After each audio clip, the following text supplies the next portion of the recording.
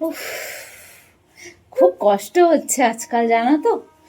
উফ, বাবা, যা দুষ্টু হচ্ছে না, পেটে শুধু লাথি। কি গো, যেটা বলতে আসলাম, বলছি সামনের মাসে তো আমাদের 7 মাসের স্বাদ। তা কাউকে বলবে তো? হ্যাঁ, বলতে তো হবেই।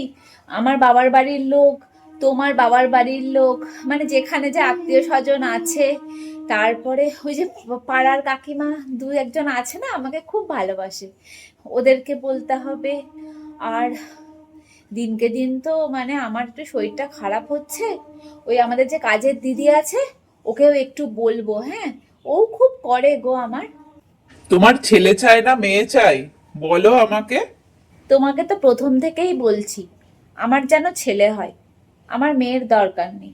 আমার কিন্তু মেয়েই চাই।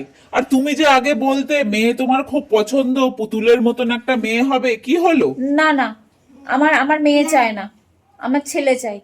আমি মেয়ে যতই ভালোবাসি, আগে মনে হতো অবশ্য যে আমার মেয়ে হোক, কিন্তু যা দিনকালের অবস্থা, আমার মনে হচ্ছে আমার ছেলে হোক, আমার মেয়ের দরকার নেই। কখন যে কি বলে মাথার ঠিক নেই সত্যি। বারুইপুরে 12 বছরের নাবালিকাকে গণধর্ষণ, খুন। ময়নাতদন্তের রিপোর্টে শিউরে ওঠার মতো তথ্য। নাবালিকার যৌনাঙ্গে গভীর ক্ষত।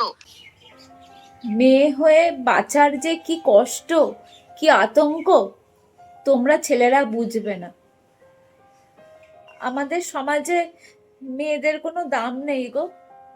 আমাদের সমাজে মেয়েকে শুধু ভোগের সামগ্রী হিসেবে ব্যবহার করা হয়। আমি চাই না আমার সন্তান ভোগের সামগ্রী হোক কারোর কাছে।